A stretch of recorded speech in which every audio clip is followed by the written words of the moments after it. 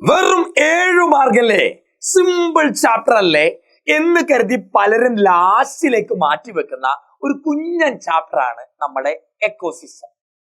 7 മാർക്കാണ് സത്യത്തിൽ പറയുന്നത്. പക്ഷെ കഴിഞ്ഞ 2 പേപ്പറുകൾ നോക്കിയാൽ +2 ബോട്ടണിയിലെ 7 മാർക്കിൽ കൂടുതൽ വന്ന ഒരു ചെറിയ ചാപ്റ്ററാണ് എക്കോസിസ്റ്റം. അപ്പൊ ഇന്ന് നമ്മൾ പഠിക്കാൻ പോണത് നമ്മുടെ മോഡൽ മെയിൻ എക്സാമിലേക്ക് നമ്മൾ പഠിക്കാൻ പോകുന്ന ചാപ്റ്ററിന്റെ പേരാണ് പഞ്ചാര മുഞ്ചാരകളെ മൂഞ്ചന്മാരുടെ മുഞ്ചത്തുകളെ. നമ്മുടെ മെയിൻ ചാപ്റ്റർ, നമ്മുടെ ഇന്നത്തെ വീഡിയോന്റെ മെയിൻ ചാപ്റ്റർ എക്കോസിസ്റ്റം. നമുക്ക് വേഗം പഠിക്കാം. പഠിക്കേണ്ട സമയമാണ്. മെയിൻ എക്സാം എത്തിക്കഴിഞ്ഞു, മോഡൽ കഴിഞ്ഞാൽ പിന്നെ മെയിനായി.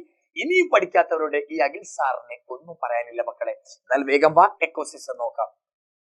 സെല്ല് കൂടിച്ചേർന്നാൽ ടിഷ്യൂ ആണെന്നറിയാലോ. ടിഷ്യൂ കൂടിച്ചേർന്നാൽ ഓർഗൻ, ഓർഗൻ കൂടിച്ചേർന്നാൽ ഓർഗൻ സിസ്റ്റം ഉണ്ട്, ഓർഗൻ സിസ്റ്റം കൂടിച്ചേർന്നാൽ ഓർഗാനിസം, ഓർഗാനിസങ്ങളുടെ കൂട്ടമാണ് പോപ്പുലേഷൻ, പോപ്പുലേഷന്റെ കൂട്ടമാണ് കമ്മ്യൂണിറ്റി. ഈ കമ്മ്യൂണിറ്റിയുടെ ഒപ്പം അബയോട്ടിക് ഫാക്ടർ. എന്താ അബയോട്ടിക് എന്ന് പറഞ്ഞാൽ? ജീവനില്ലാത്ത. കമ്മ്യൂണിറ്റിയുടെ ഒപ്പം അബയോട്ടിക്, ജീവനില്ലാത്ത സാധനം കൂടെ ചേർന്നാൽ എന്തുണ്ടാകും? എക്കോസിസ്റ്റം ഉണ്ടാകും. എക്കോസിസ്റ്റങ്ങൾ വലുതുണ്ട്, ചെറുതുണ്ട്. വലിയ എക്കോസിസ്റ്റങ്ങളെ വിളിക്കുന്ന പേരാണ് ബയോമ്. അപ്പൊ സെല്ലിൽ നിന്ന് എങ്ങനെയാണ് ബയോം ഉണ്ടാകുക? അത് നിങ്ങൾ ഓർത്ത് വെക്കണം. ഈ ഫ്ലോ ചാറ്റ്, ഓർഗാനിസം പോപ്പുലേഷനിലെ ഫ്ലോ ചാറ്റാ. നമുക്കിവിടെ എന്താ അത്യാവശ്യം ചോദിച്ചാൽ, കമ്മ്യൂണിറ്റി എന്ന് പറയുന്നത് പോപ്പുലേഷന്റെ ഗ്രൂപ്പാണ് കമ്മ്യൂണിറ്റി. ഈ കമ്മ്യൂണിറ്റിന്റെ ഒപ്പം അബയോട്ടിക്, ജീവനില്ലാത്ത ഫാക്ടർ കൂടി വന്നു ചേർന്നാൽ എന്ത് ഫോം ചെയ്തു? എക്കോസിസ്റ്റങ്ങൾ ഫോം ചെയ്തു. എക്കോസിസ്റ്റം 2 ടൈപ്പ് ഉണ്ട്. ഒന്ന് നാച്ചുറൽ, പ്രകൃതി ഉണ്ടാക്കുന്നത്. 2 മനുഷ്യന്മാരുണ്ടാക്കുന്നത്. പ്രകൃതി കരയിൽ ഉണ്ടാക്കുന്നവരെ ടെറസ്ട്രിയൽ എക്കോസിസ്റ്റം എന്ന് വിളിക്കാം. വെള്ളത്തിൽ ഉണ്ടാക്കിയാൽ അക്വാറ്റിക് എക്കോസിസ്റ്റം എന്ന് വിളിക്കാം. പ്രകൃതി ഉണ്ടാക്കുന്നത് നാച്ചുറൽ, അത് കരയിൽ ഉണ്ടാക്കാം, വെള്ളത്തിൽ ഉണ്ടാക്കാം. മനുഷ്യന്മാരുണ്ടാക്കുന്ന മാൻമെയ്ഡ്. കരയിൽ ഉണ്ടാക്കുന്ന എക്കോസിസ്റ്റങ്ങൾ ഏതൊക്കെ മക്കളെ? വേഗം നമുക്ക് നോക്കണം. Forest, desert, grassland. വെള്ളത്തിൽ ഉണ്ടാകുന്ന എക്കോസിസ്റ്റങ്ങൾക്ക് example pond, river, wetland, estuary. Pond, river, wetland, estuary. Wetland എന്ന് പറഞ്ഞാൽ തണ്ണീർത്തടങ്ങൾ എന്ന് വിളിക്കാം. എസ്റ്റുറി എന്ന് പറഞ്ഞാൽ അഴിമുഖങ്ങൾ. കായലും കടലും തമ്മിൽ ചേരുന്ന റീജിയന്റെ പേരാണ് എസ്റ്റുറി, അഴിമുഖങ്ങൾ. മാൻമെയ്ഡ് എന്ന് പറഞ്ഞാൽ മനുഷ്യന്മാരുണ്ടാക്കുന്ന എന്തൊക്കെ എക്സാമ്പിൾസ് ആണ്? വീട്ടിൽ അക്വേറിയം. വീട്ടിലെ അക്വേറിയത്തെ അങ്ങനെ എക്കോസിസ്റ്റം ആയിട്ട് വിളിക്കാൻ പറ്റില്ല കേട്ടോ. എക്കോസിസ്റ്റം എന്ന് വിളിക്കണേ അക്വേറിയത്തിന്റെ ഉള്ളിലേക്ക് ലൈറ്റ് അടിക്കാൻ പറ്റണം, ലൈറ്റ് എത്തി കൊണ്ടുവെക്കണം, അതിന്റെ ഉള്ളിൽ മണ്ണ് വേണം, ചെടികൾ വേണം, ഒക്കെ ഉണ്ടെങ്കിലേ അത് മാൻമെയ്ഡ് എക്കോസിസ്റ്റം ആകുള്ളൂ. പിന്നെന്താ? Crop field. ക്രോപ്പ് ഫീൽഡ് പറഞ്ഞാൽ വയലേലകൾ. അക്വേറിയം, ക്രോപ്പ് ഫീൽഡും എന്താ? മനുഷ്യന്മാരുണ്ടാക്കുന്ന എക്കോസിസ്റ്റങ്ങളാ. എക്കോസിസ്റ്റം എന്താന്ന് പറഞ്ഞു? കമ്മ്യൂണിറ്റിയുടെ ഒപ്പം അബയോട്ടിക് കൂടെ ചേർന്നാൽ എക്കോസിസ്റ്റമായി. Father of Indian ecology. Indian ecology, എക്കോസിസ്റ്റങ്ങളെ കുറിച്ച് പഠിക്കുന്നതാണ് എക്കോളജി. ഇന്ത്യയിൽ ആദ്യമായി എക്കോളജി സ്റ്റാർട്ട് ചെയ്ത ആരാ? ഫാദർ ഓഫ് ഇന്ത്യൻ എക്കോളജി, പേര് ഓർത്ത് വെച്ചോ, റാംഡിയോ മിശ്ര. എന്താ വിളിക്കുക മക്കൾ? ഉറക്കെ പറ, Ramdeo Mishra. Father of Indian ecology is Ramdeo Mishra. Ecosystem എടുത്താൽ അതിന് ഫങ്ഷണൽ കമ്പോണൻസ് ഉണ്ട്. ഫങ്ഷൻ ഉണ്ട് കുറെ, അതിന് സ്ട്രക്ചറൽ കമ്പോണന്റും ഉണ്ട്. ഫങ്ഷണൽ കമ്പോണന്റ് 4 ഫങ്ഷൻ എക്കോസിസ്റ്റത്തിന്റെ ഉള്ളിൽ നടക്കാം. ഒന്ന് productivity, decomposition, energy flow, nutrient cycling. Productivity, decomposition, energy flow, nutrient cycling. പഠൻ ഈ ഭടന്മാരെന്ന് പറഞ്ഞ പോലെ പഠൻ എന്നോർത്താൽ മതി. പഠിപ്പ്, പഠൻ. Productivity, decomposition, energy flow, nutrient cycling. ഇതാണ് ഫങ്ഷണൽ കമ്പോണന്റ്. സ്ട്രക്ചറിൽ വരുന്നത് ഏതൊക്കെയാ? എങ്ങനെയാ സാറേ എക്കോസിസ്റ്റത്തിന്റെ സ്ട്രക്ചർ ഉണ്ടായേക്കുന്നത്? ജീവനില്ലാത്ത അബയോട്ടിക് കമ്പോണന്റും ജീവനുള്ള ബയോട്ടിക് കമ്പോണന്റും ചേർന്നിരുന്നിട്ടാണ് എക്കോസിസ്റ്റത്തിന്റെ സ്ട്രക്ചർ ഉണ്ടായത്. How the structure is formed? By the union of, by the integration of. Integration പറഞ്ഞാൽ കൂടിച്ചേരുക. എന്തൊക്കെ കൂടിച്ചേർന്നിട്ടാ? ജീവനില്ലാത്ത അബയോട്ടിക്കും ജീവനുള്ള ബയോട്ടിക്കും. അബയോട്ടിക്കിൽ എന്തൊക്കെയാ വരിക? ടെമ്പറേച്ചർ ഉണ്ട്, സോയിൽ മണ്ണുണ്ട്, എയർ ഉണ്ട്, വാട്ടർ, ലൈറ്റ്. ഇതൊക്കെയാണ് എക്കോസിസ്റ്റം ഉണ്ടാകാൻ കാരണമായ അബയോട്ടിക് കമ്പോണന്റ്. ബയോട്ടിക് ആണ് ഇമ്പോർട്ടന്റ്. ബയോട്ടിക്കിൽ എന്തൊക്കെയാ വരിക? പ്ലാന്റ്സ് വരും മക്കളെ. പ്ലാന്റ്സിന്റെ വേറൊരു പേരാണ് പ്രൈമറി പ്രൊഡ്യൂസർ എന്ന് വിളിക്കുക. പ്ലാന്റ്സിനെ കഴിക്കുന്നവരുടെ പേരെന്താ? ഹെർബിവോർസ് എന്ന് വിളിക്കുക. ഹെർബിവോറിനെ കഴിക്കുന്നവരാരാ? പ്രൈമറി കാർണിവോർ എന്ന് വിളിക്കുക. Primary കാർണിവോറെ കഴിക്കുന്നവരാരാ? Secondary കാർണിവോറാ.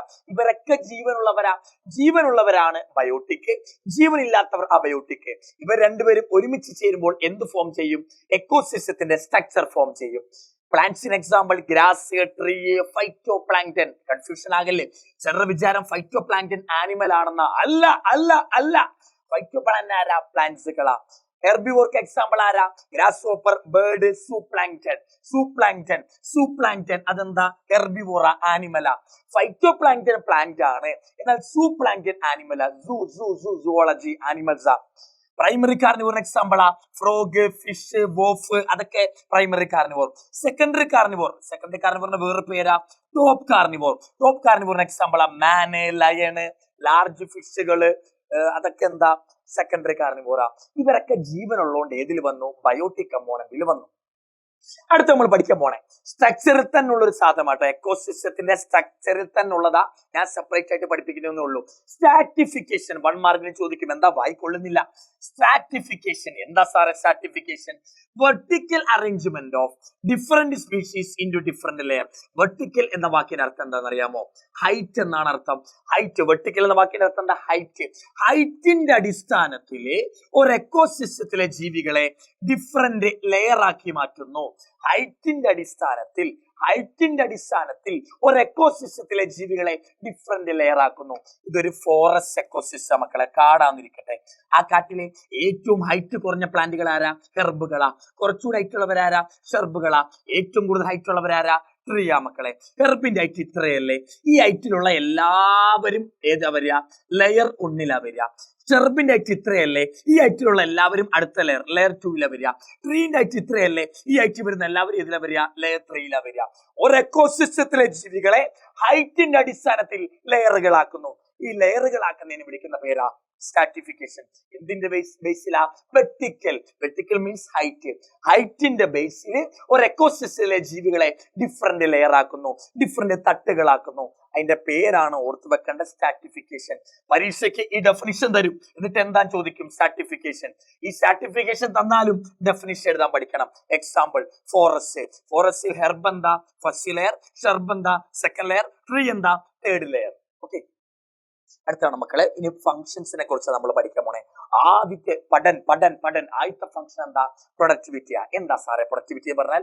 Amount of biomass produced by an organism. അതോടെ പറഞ്ഞ കേട്ടോ, amount of biomass produced by an organism per unit area, unit time.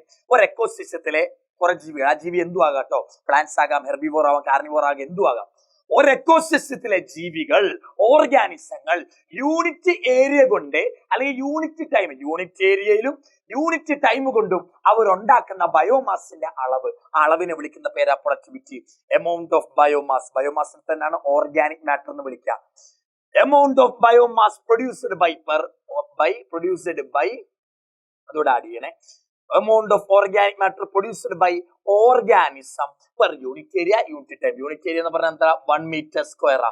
Unit time എന്ന് പറഞ്ഞാൽ എത്ര? 1 year. 1 year ആണ് യൂണിറ്റ് ടൈം, 1 meter square ആണ് യൂണിറ്റ് ഏരിയ. യൂണിറ്റ് ഏരിയയിലും unit ടൈമിലും ഒരു ഓർഗാനിസം എത്ര ബയോമാസ് ഉണ്ടാക്കി, അതാണ് പ്രൊഡക്ടിവിറ്റി എന്ന് പറഞ്ഞാൽ. അതിന് വേറെ ഡെഫിനേഷൻ കൂടെ ഉണ്ട്. എന്താ അറിയോ? എമൗണ്ട് ഓഫ് എനർജി ക്യാപ്ചേർഡ്, എത്രമാത്രം എനർജീനെ പിടിച്ചെടുത്തു by an organism per unit area, unit time. ഇത്രേ ഉള്ളൂ. യൂണിറ്റ് ഏരിയയിലും യൂണിറ്റ് ടൈമിലും ഒരു ഓർഗാനിസം എത്രമാത്രം ബയോമാസിനെ ഉണ്ടാക്കി, ആ ബയോമാസിന്റെ അളവ് എന്താ? പ്രൊഡക്ടിവിറ്റിയാ. അല്ലെങ്കിലോ യൂണിറ്റ് ഏരിയയിലും യൂണിറ്റ് ടൈമിലും ഒരു ഓർഗാനിസം എത്ര എനർജീനെ പിടിച്ചെടുത്തു, ക്യാപ്ചർ ചെയ്തു, ആ എനർജിന്റെ അളവും എന്താ? പ്രൊഡക്ടിവിറ്റിയാ. ബയോമാസിന്റെ അളവും പ്രൊഡക്ടിവിറ്റിയാ, പിടിച്ചെടുക്കുന്ന ക്യാപ്ചർ ചെയ്യുന്ന എനർജിന്റെ അളവും പ്രൊഡക്ടിവിറ്റിയാ. അപ്പൊ പ്രൊഡക്ടിവിറ്റിക്ക് 2 ടേം ഉണ്ട്. ഒന്ന് ബയോമാസിന്റെ ടേമില്, ഒന്ന് എനർജിന്റെ ടേമില്. ബയോമാസിന്റെ ടേമിലുള്ള യൂണിറ്റ് എന്താ? Gram per metre square into year. എനർജിന്റെ ടേമിലുള്ള പ്രൊഡക്ടിവിറ്റിന്റെ യൂണിറ്റ് എന്താ? Kilo calorie per metre square into year. Gram per metre square into year, kilo calorie per metre square into year.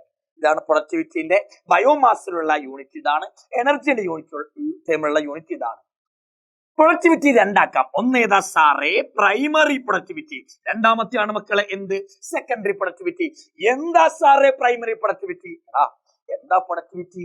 Amount of biomass produced by an organism per unit area, unit time. Unit ഏരിയയിലും unit ടൈമിലും ഒരു organism, ആ organism ഏതാണെന്നൊന്നും പറയുന്നില്ല കേട്ടോ. An organism produced ചെയ്യുന്ന ബയോമാസിന്റെ എനർജിന്റെ അളവ്. മക്കളെ ആ ഓർഗാനിസം പ്ലാന്റ് ആണെന്നിരിക്കട്ടെ. പ്ലാന്റ് ആണ് ഈ ഓർഗാനിസം എങ്കിൽ പ്ലാന്റിന്റെ ഉള്ളിലുള്ള പ്രൊഡക്ടിവിറ്റിന്റെ പേരാണ് പ്രൈമറി പ്രൊഡക്ടിവിറ്റി. എന്താ വിളിക്കുക? പറ, പ്രൈമറി പ്രൊഡക്ടിവിറ്റി. നിങ്ങൾ അതിന് മുമ്പ് ഒരു കാര്യം മനസ്സിലാക്കണം. പ്ലാന്റ്സിനെ തിന്നുന്നവർ ആൾക്കാരുടെ പേരെന്താ? ഹെർബിവോർ എന്നാ വിളിക്കുക. ഹെർബിവോറിന് തിന്നവരുടെ പേരെന്താ? Primary carnivore. അതിനെ തിന്നവരുടെ പേരെന്താ? സെക്കൻഡറി കാർണിവോർ എന്നാ വിളിക്കുക. പ്ലാന്റ്സിന്റെ വേറെ പേരാണ് പ്രൈമറി പ്രൊഡ്യൂസർ. പ്ലാന്റ്സിന്റെ പേരെന്താ? പ്രൊഡ്യൂസർ. പ്രൊഡ്യൂസർ എന്ന പ്ലാന്റ്സിനെ വിളിക്കാം. ബാക്കി 3 പേരെയും കൂടെ വിളിക്കുന്ന പേരാണ് ഏത്? കൺസ്യൂമർ. ഹെർബിവോർ കൺസ്യൂമറാ, പ്രൈമറി കാർണിവോർ കൺസ്യൂമറാ, സെക്കൻഡറി കാർണിവോർ കൺസ്യൂമറാ. എന്നാൽ പ്ലാന്റ് എന്താ? പ്രൊഡ്യൂസർ മാത്രമാ. പ്രൊഡ്യൂസർ എന്ന് വിളിച്ചാൽ പ്ലാന്റ് ആണ് ഓർമ്മ വരേണ്ടത്.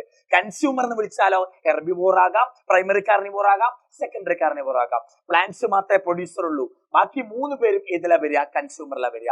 മക്കളെ, ഈ പ്രൊഡ്യൂസർ എന്ന് പറഞ്ഞാൽ പ്ലാന്റ് ആണല്ലോ. ഈ പ്രൊഡ്യൂസറിന്റെ ഉള്ളിലുള്ള പ്രൊഡക്ടിവിറ്റി ആണ് പ്രൈമറി പ്രൊഡക്ടിവിറ്റി. കൺസ്യൂമർ പറഞ്ഞാൽ ഇവര് 3 പേര് ആരും ആകാം കൺസ്യൂമർ. കൺസ്യൂമറിന്റെ ഉള്ളിലുള്ള പ്രൊഡക്ടിവിറ്റി സെക്കൻഡറി പ്രൊഡക്ടിവിറ്റി. പ്രൊഡക്ടിവിറ്റി രണ്ടാക്കാം, പ്രൈമറി, സെക്കൻഡറി. എന്താ പ്രൈമറി പ്രൊഡക്ടിവിറ്റി? പ്ലാന്റ്സിന്റെ ഉള്ളിലുള്ള പ്രൊഡക്ടിവിറ്റി. എന്താ സെക്കൻഡറി പ്രൊഡക്ടിവിറ്റി? കൺസ്യൂമറുകളുടെ ഉള്ളിലുള്ള പ്രൊഡക്ടിവിറ്റി. എന്താ സാറേ കൺസ്യൂമർ? ഹെർബിവോർ കൺസ്യൂമറാ, പ്രൈമറി കാർണിവോർ കൺസ്യൂമറാ, സെക്കൻഡറി കാർണിവോർ കൺസ്യൂമറാ.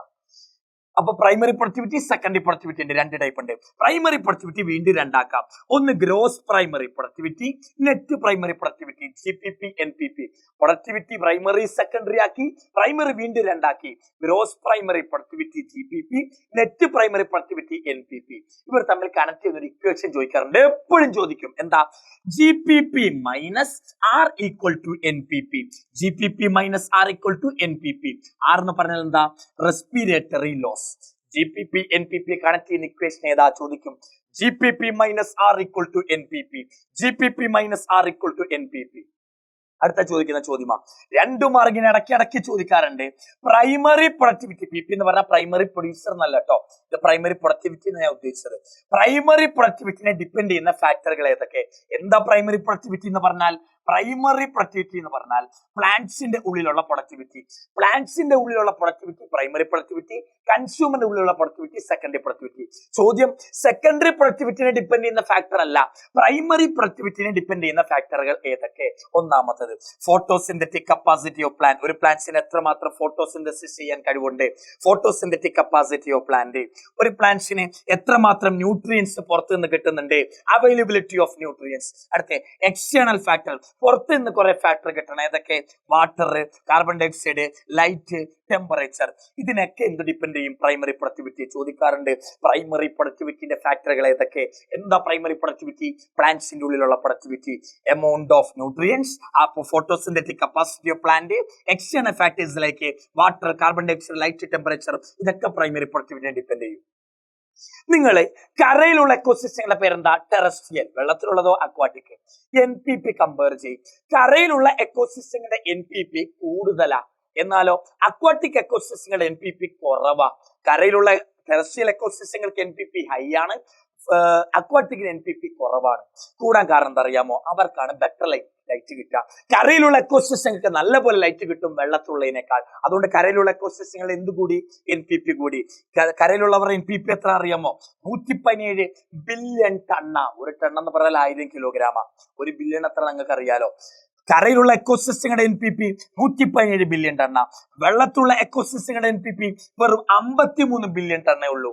കരയിൽ 117, വെള്ളത്തിലുള്ളവർക്ക് 53. കരയിൽ കൂടാൻ കാരണം എന്താ? അവർക്കാണ് വെള്ളത്തിലുള്ളവരെക്കാൾ ബെറ്റർ ആയിട്ട് ലൈറ്റ് കിട്ടുക. അപ്പൊ ബെറ്റർ ആയിട്ട് ഫോട്ടോസിന്തസിസ് ചെയ്യും. അപ്പൊ എമൗണ്ട് ഓഫ് ബയോമാസ് കൂടും. അപ്പൊ പ്രൊഡക്ടിവിറ്റി കൂടും. അപ്പൊ NPP കൂടും.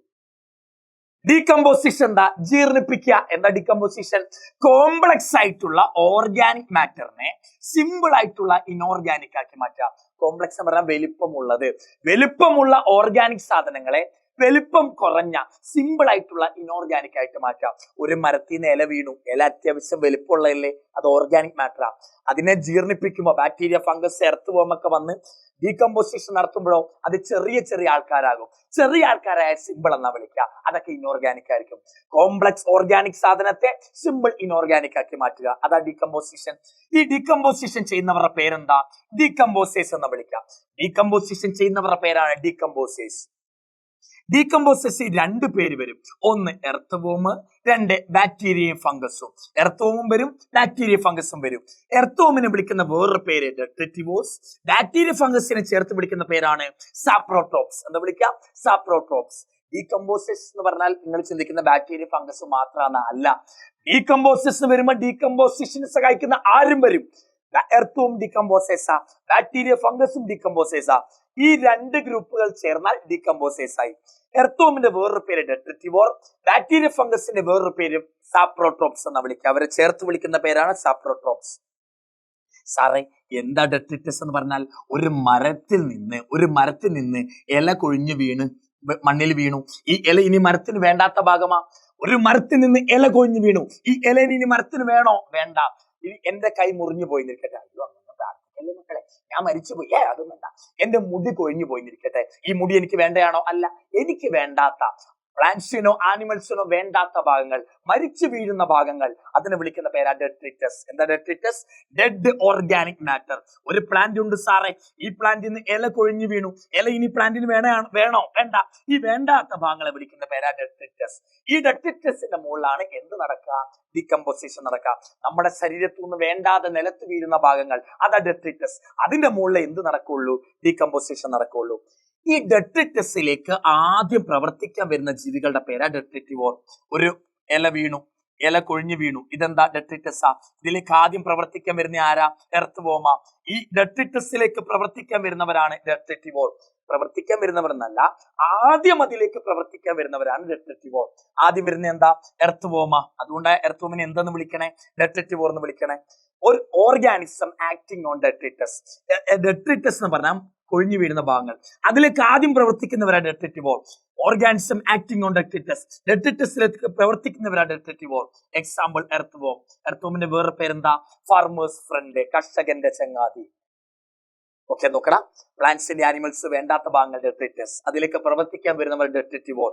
എക്സാമ്പിൾ ആരാ? Earthworm. എർത്ത് വോമിന്റെ വേറെ പേരെന്താ? കർഷകന്റെ ചങ്ങാതി, ഫാർമേഴ്സ് ഫ്രണ്ട്. ഓക്കെ, ഡീകമ്പോസിഷനിൽ 5 സ്റ്റെപ്പ് ഓർക്കണം. Fragmentation, leaching, catabolism, humification, mineralisation. ഏറ്റവും സ്പീഡ് കുറഞ്ഞ സ്റ്റെപ്പ് ഏതാ? മിനറലൈസേഷനാ. ഈ 5 സ്റ്റെപ്പ് നടക്കുമ്പോഴേ ഡീകമ്പോസിഷൻ കംപ്ലീറ്റ് ആകുള്ളൂ. ഈ ഡീകമ്പോസിഷൻ നടക്കുന്ന സമയത്ത്, ഈ 5 സ്റ്റെപ്പ് നടക്കുന്ന സമയത്ത് 4ാമത്തെ സ്റ്റെപ്പ് ഏതാ? ഹ്യൂമിഫിക്കേഷനാ. ഈ ഹ്യൂമിഫിക്കേഷൻ നടക്കുന്ന കാരണം ഒരു കറുത്ത സ്ട്രക്ചർ ഉണ്ടാകുന്നുണ്ട്. ഡീകമ്പോസിഷൻ ഏത് സാധനം ഡീകമ്പോസിഷന് പോയാലും ഒരു കറുത്ത മണ്ണ് ഉണ്ടാകാറുണ്ട്. ആ കറുത്ത മണ്ണിന്റെ പേരാണ് ഹ്യൂമസ്. ഇത് ഉണ്ടാകുന്നത് ഹ്യൂമിഫിക്കേഷൻ സ്റ്റെപ്പിൽ നിന്നാട്ടോ. ആ ഹ്യൂമസിൽ നിന്നാണ് പിന്നെ മിനറൽസ് പുറത്തു വരും. ഹ്യൂമസ് ഉണ്ടാകുന്നത് ഹ്യൂമിഫിക്കേഷൻ, ഹ്യൂമസിന് മിനറൽസ് പുറത്തു വരുന്നതാ മിനറലൈസേഷൻ. അതാണ് ഏറ്റവും സ്ലോവസ്റ്റ് സ്റ്റെപ്പ്. ഈ കറുത്ത ഹ്യൂമസിന്റെ പ്രത്യേകതകൾ എന്തൊക്കെ? ഞാൻ പറഞ്ഞു. കറുത്ത കളറാ, ഡാർക്ക് കളറാ, ഷേപ്പ് ഇല്ലാത്തതുകൊണ്ട് അമോർഫസ് എന്നാ വിളിക്കാം. ഹ്യൂമസിന്റെ പ്രത്യേകതകൾ എന്തൊക്കെയാ? കറുത്ത കളറാ, ഷേപ്പ് ഇല്ല, അതിൻ്റെ ഉള്ളിൽ നിറച്ചെന്താ? ന്യൂട്രിയൻസ് ആയിരിക്കും. പിന്നെന്താ? റെസിസ്റ്റന്റ് ടു മൈക്രോബ് എന്ന് പറഞ്ഞാൽ ബാക്ടീരിയ ഫംഗസിനും വേഗം അതിന്റെ മുകളിൽ പ്രവർത്തിക്കാൻ പറ്റില്ല. ബാക്ടീരിയ ഫംഗസിനും ഒട്ടും പ്രവർത്തിക്കാൻ പറ്റില്ല എന്നല്ല, വേഗം അതിന്റെ മുകളിൽ പ്രവർത്തിക്കാൻ പറ്റില്ല. അപ്പൊ ഡീകമ്പോസിഷന്റെ സ്റ്റെപ്പ് പഠിച്ചു. ഹ്യൂമിഫിക്കേഷൻ എന്താ? കറുത്ത മണ്ണുണ്ടാകുന്ന പ്രക്രിയ. കറുത്ത മണ്ണ് എന്താ? ഹ്യൂമസ് ഉണ്ടാകുന്നതാ ഹ്യൂമിഫിക്കേഷൻ. ഈ ഹ്യൂമസിൽ നിന്ന് മിനറൽസ് പുറത്തു വരുന്നതാണ് മിനറലൈസേഷൻ. അതാണ് ഏറ്റവും സ്ലോവസ്റ്റ് സ്റ്റെപ്പ്. ഈ കറുത്ത മണ്ണിന്റെ പ്രത്യേകത എന്താ? കറുത്ത കളർ, ഡാർക്ക് കളേഡാ, ഷേപ്പ് ഇല്ല, അമോർഫസ്. അതിനുള്ളിൽ നിറച്ചെന്താ? ന്യൂട്രിയൻസാ. ഇതിന്റെ മുകളിൽ ബാക്ടീരിയ ഫംഗസിനൊക്കെ പതുക്കെ പ്രവർത്തിക്കാൻ പറ്റൂ. ഒട്ടും പ്രവർത്തിക്കില്ല എന്നല്ല, സമയമെടുത്ത് പതുക്കെ പ്രവർത്തിക്കൂ. Resistant to microbe. ഡീകമ്പോസിഷൻ കൂട്ടുന്ന ഫാക്ടറുകൾ ഏതൊക്കെ? എയറോബിക് കണ്ടീഷൻ, ഓക്സിജൻ കൂടുതൽ വേണം. ഓക്സിജൻ കൂടുതലാണെങ്കിൽ ഡീകമ്പോസിഷൻ കൂടും. ടെമ്പറേച്ചർ കൂടുതലാണെങ്കിൽ ഡീകമ്പോസിഷൻ കൂടും. മോയ്സ്ചർ, ഈർപ്പം കൂടുതലാണെങ്കിൽ ഡീകമ്പോസിഷൻ കൂടും. നൈട്രജനും ഷുഗറും ഒക്കെ ഉണ്ടെങ്കിൽ ഡീകമ്പോസിഷൻ കൂടും. ഞാൻ മരിച്ചെന്നിരിക്കട്ടെ, എന്റെ ബോഡി ഡീകമ്പോസിഷൻ നടക്കണം. എന്റെ ബോഡിയിൽ വേഗം ഡീകമ്പോസിഷൻ നടക്കണമെങ്കിൽ എന്റെ ബോഡിയിൽ നൈട്രജനും ഷുഗറും കൂടുതലായിരിക്കണം. നൈട്രജനും ഷുഗറും ഡെട്രിറ്റസിൽ കൂടുതലാണെങ്കിൽ വേഗം ഡീകമ്പോസിഷൻ നടക്കും. എപ്പോഴൊക്കെ ഡീകമ്പോസിഷൻ കുറയാം? ഓക്സിജൻ കുറഞ്ഞാൽ ഡീകമ്പോസിഷൻ കുറയും, ടെമ്പറേച്ചർ കുറഞ്ഞാൽ ഡീകമ്പോസിഷൻ കുറയും, മോയ്സ്ചർ കുറഞ്ഞാലും ഡീകമ്പോസിഷൻ കുറയും. കൈറ്റിനും ലിഗിനൊക്കെ ആണെങ്കിൽ ഡീകമ്പോസിഷൻ കുറയും. എന്റെ ബോഡിയിൽ നൈട്രജനും ഷുഗർ ആണെങ്കിൽ ഡീകമ്പോസിഷൻ കൂടുക ചെയ്യാം. അതേസമയം എന്റെ ബോഡിയിൽ കൈറ്റിനോ ലിഗിനോ അല്ല ആണെങ്കിൽ ഡീകമ്പോസിഷൻ കുറയുക ചെയ്യാം. നൈട്രജനോ ഷുഗറോ ഉണ്ടെങ്കിൽ ഡീകമ്പോസിഷൻ കൂടും. കൈറ്റിനോ ലിഗ്നിനോ ആണെങ്കിൽ ഡീകമ്പോസിഷൻ കുറയും. കൈറ്റിൻ ലിഗ്നിൻ കുറച്ച് കട്ടി കൂടിയ സാധനങ്ങളാ, അപ്പൊ മുറിക്കാൻ പാടായിരിക്കും. കൈറ്റിനും ലിഗ്നും ഉണ്ടെങ്കിൽ ഡീകമ്പോസിഷൻ കുറയും. അടുത്ത മൂന്നാമത്തെ ഫംഗ്ഷന്റെ പേരാണ് മക്കളെ എനർജി ഫ്ലോ. എന്താ എനർജി ഫ്ലോ എന്ന് പറഞ്ഞാൽ, എക്കോസിസ്റ്റങ്ങളിലെ ഒരു ജീവിന്റെ കയ്യിലുള്ള എനർജി അടുത്ത ജീവിക്ക് കിട്ടും, അടുത്ത ജീവിക്ക് കിട്ടും, അടുത്ത ജീവിക്ക് കിട്ടും. എനർജി ഒരു ജീവിന്ന് അടുത്ത ജീവിയിലേക്ക് ഇങ്ങനെ ഫ്ലോ ചെയ്യും. അതിന്റെ പേരാണ് എനർജി ഫ്ലോ എന്ന് വിളിക്കുക. ഇതാണ് സൺ. സണ്ണാണ് main energy. എല്ലാ എക്കോസിസ്റ്റങ്ങൾ except deep sea, deep sea hydrothermal, deep sea hydrothermal ecosystem. ഈ എക്കോസിസ്റ്റം ഒഴികെ ഡീപ് സീ പറഞ്ഞാൽ വെള്ളത്തിനടിയിൽ, സീ ഓഷ്യന്റെ അടിയിലുള്ള ഹൈഡ്രോതെർമൽ, അവിടുത്തെ വെള്ളം ചൂടായിരിക്കും. Deep sea hydrothermal ecosystem. ആ എക്കോസിസ്റ്റങ്ങളുടെ സോഴ്സ്, എനർജി സോഴ്സ് ആരല്ല, സൺ അല്ല. ബാക്കി ഏത് എക്കോസിസ്റ്റം എടുത്താലും എനർജി സോഴ്സ് ആരാ, സൺ ആണ് മക്കളെ. ശ്രദ്ധിച്ചോടാം. സണ്ണിൽ നിന്ന് കുറച്ച് എനർജി ഗ്രാസിന് കിട്ടും. ഈ ഗ്രാസ് ആ എനർജി വെച്ച് ഫോട്ടോസിന്തസിസ് ചെയ്യും. ഈ ഗ്രാസിനുള്ളിൽ ആ എനർജി ഉണ്ട്. ആ ഗ്രാസിനെ ഗ്രാസ് ഹോപ്പർ കഴിക്കുമ്പോഴോ ഇവന്റെ ഉള്ളിലെ എനർജി ഇവന് കിട്ടും. ഇവൻ കഴിച്ചാലോ ഇവന്റെ ഉള്ളിലെ എനർജി ഇവന് കിട്ടും. ഇവൻ കഴിച്ചാലോ ഇവന്റെ ഉള്ളിലെ എനർജി ഇവന് കിട്ടും. ഇങ്ങനെ എനർജി ഫ്ലോ ചെയ്യുന്നുണ്ട്. അതാണ് എനർജി ഫ്ലോ. എനർജി ഫ്ലോ എന്താ പ്രത്യേകം അറിയാമോ? ഈ സൺലൈറ്റിലെ എല്ലാ വരുന്ന എനർജിക്കും പ്ലാന്റിൽ ഫോട്ടോസിന്തസിസ് ഉണ്ടാക്കാൻ പറ്റില്ല. ഈ സണ്ണിൽ നിന്ന് വരുന്ന, കേട്ടോ ടഫ് കൺസെപ്റ്റാ, ഈ സണ്ണിൽ നിന്ന് വരുന്ന ടോട്ടൽ എനർജിന്റെ 50% എന്ന് പറഞ്ഞ പകുതി, ഈ സണ്ണിൽ നിന്ന് വരുന്ന ടോട്ടൽ എനർജിന്റെ 50% മാത്രമേ ഈ പ്ലാന്റിൽ ഫോട്ടോസിന്തസിസ് ഉണ്ടാക്കാൻ പറ്റൂ, ഈ ഗ്രാസിൽ ഫോട്ടോസിന്തസിസ് ഉണ്ടാക്കാൻ പറ്റൂ. ഫോട്ടോസിന്തസിസ് ഉണ്ടാക്കാൻ പറ്റുന്ന റേഡിയേഷൻ, അതിന്റെ പേരാണ് പാർ. എന്താ പാർ എന്ന് പറഞ്ഞാൽ? ഫോട്ടോസിന്തറ്റിക്കലി ആക്റ്റീവ് റേഡിയേഷൻ. എന്താ സാറേ പാർ എന്ന് പറഞ്ഞാൽ? ഫോട്ടോസിന്തസിസ് ചെയ്യാൻ ആക്റ്റീവായ റേഡിയേഷൻ. എന്താ സാറേ മനസ്സിലായില്ല? ഈ സണ്ണിൽ നിന്ന് വരുന്ന എല്ലാ റേഡിയേഷനും ഈ ഗ്രാസിൽ ഫോട്ടോസിന്തസിസ് ഉണ്ടാക്കാൻ കഴിവില്ല. ഈ സണ്ണിൽ നിന്ന് വരുന്ന ആകെ ലൈറ്റിന്റെ 50% മാത്രമേ ഈ ഗ്രാസിൽ ഫോട്ടോസിന്തസിസ് ഉണ്ടാക്കാൻ കഴിവുള്ളൂ. ആ 50% ടോട്ടൽ സൺലൈറ്റിന്റെ 50% വിളിക്കുന്ന പേരാണ് ഏത്? ഫോട്ടോസിന്തറ്റിക്കലി ആക്റ്റീവ് റേഡിയേഷൻ. പാർ എന്നാ വിളിക്കുക. എന്താ വിളിക്കുക? പാർ എന്നാ വിളിക്കുക. ഇവിടെ കൺസെപ്റ്റ് റെഡി ആകാറുണ്ട്, ഞാൻ പറയാം. സാറേ ഇതാരാ? ഗ്രാസ്. ഗ്രാസിനെ ആരെ കഴിക്കുക? ഗ്രാസ് ഹോപ്പറിനെ ആരെ കഴിക്കുക? ഫ്രോഗ്. ഞാൻ ഒരു ഫുഡ് ചെയിൻ എഴുതിയാട്ടോ. ഫുഡ് ചെയിൻ എന്ന് പറഞ്ഞാൽ എനിക്ക് അറിയാലോ, തിന്നുന്ന ഓർഡറിൽ ആരോ മാർക്ക് ഇട്ട് എഴുതിയാൽ ഫുഡ് ചെയിൻ ആയി. ഇവർക്ക് എവിടുന്ന് എനർജി കിട്ടുക? സണ്ണിൽ നിന്ന് എനർജി കിട്ടുക. ഈ സണ്ണിന്റെ എല്ലാ ലൈറ്റിനും ഈ പ്ലാന്റിൽ ഫോട്ടോസിന്തസിസ് ഉണ്ടാക്കാൻ കഴിയില്ല. വീണാല് ഈ സണ്ണിൽ നിന്ന് വരുന്ന ലൈറ്റിന്റെ 50% മാത്രമേ എന്തുണ്ടാക്കാൻ കഴിവുള്ളൂ? ഫോട്ടോസിന്തസിസ് ഉണ്ടാക്കാൻ കഴിവുള്ളൂ. ഈ സണ്ണിൽ നിന്ന് വരുന്ന ടോട്ടൽ ലൈറ്റിന്റെ 50% മാത്രമേ പ്ലാന്റിൽ എന്തുണ്ടാക്കൂ? ഫോട്ടോസിന്തസിസ് ഉണ്ടാക്കൂ. ആ 50%ത്തിന്റെ പേരാണ് പാർ. പക്ഷെ എന്താ സത്യം എന്നറിയാമോ? 50% ഫോട്ടോസിന്തസിസ് ഉണ്ടാക്കാൻ കഴിവുണ്ട്. പക്ഷേ ഈ 50% ഈ പാറ് ഫുള്ള് ആരും വാങ്ങിക്കില്ല, ഗ്രാസ് വാങ്ങിക്കില്ല. ഗ്രാസിനാകെ വേണ്ട എന്താ? 2 to 10% ഓഫ് പാർ മതി. 2 to 10% ഓഫ് പാർ മതി. ആകെ സൺലൈറ്റിന്റെ പകുതി ശതമാനത്തിനെ ഈ പ്ലാന്റിൽ ഫോട്ടോസിന്തസിസ് ഉണ്ടാക്കാൻ പറ്റൂ. ആ പകുതിന്റെ പേരാണ് പാർ. ഈ പാർ എന്ന് പറഞ്ഞാൽ 50% ഓഫ് ടോട്ടൽ സൺലൈറ്റ് അല്ലേ? ആ 50% ഫുള്ള് പ്ലാന്റ് വലിച്ചെടുക്കില്ല. ഈ പാറിന്റെയും 2 to 10 ആർക്കും മതി? ഗ്രാസിന് മതി, പ്ലാന്റ്സിന് മതി. ആകെ ലൈറ്റിന്റെ, ടോട്ടൽ ലൈറ്റിന്റെ 50% ആണ് സാറേ എന്ത്? പാറ്. ഈ 50% ആണല്ലോ പാറ്. ഈ പാറിന്റെ അല്ലെങ്കിൽ ഈ 50%ന്റെ 2 to 10 മതി ആർക്ക്? പ്ലാന്റ്സിന്. ടോട്ടൽ സൺലൈറ്റിന്റെ 50% പ്ലാന്റിന് വേണ്ട. ടോട്ടൽ സൺലൈറ്റിന്റെ 50% ആണ് പാറ്. ഈ പാറിന്റെ 2 to 10 ആർക്ക് മതി? പ്ലാന്റിന് മതി. അല്ലാതെ പാറ് ഫുള്ള് പ്ലാന്റ് വലിച്ചെടുക്കില്ല. പാറിന്റെയും 2 to 10 ആര് വലിച്ചെടുക്കുള്ളൂ? 2 to 10% ആര് വലിച്ചെടുക്കുള്ളൂ? പ്ലാന്റ് വലിച്ചെടുക്കുള്ളൂ. ഈ കൺസെപ്റ്റ് ഒന്ന് മനസ്സിലായെങ്കിൽ എല്ലാവരും ഒന്ന് പറയണേ. സാറേ ആകെ സൺലൈറ്റിന്റെ പകുതിക്ക് മാത്രമേ ഫോട്ടോസിന്തസിസ് ഉണ്ടാക്കാൻ കഴിവുള്ളൂ. ആ കഴിവുള്ള റേഡിയേഷന്റെ പേര് പാറ്. ഈ പാറിന്റെ 2 to 10 ആർക്ക് മതി? പ്ലാന്റ്സിന് മതി. ആ എനർജി ഇവിടുന്ന് ഇങ്ങോട്ട് ഫ്ലോ ചെയ്യും. അതാണ് energy flow. Plant absorb 2 to 10% of PAR. എന്താ പാർ? Photosynthetically active radiation. അതെത്ര?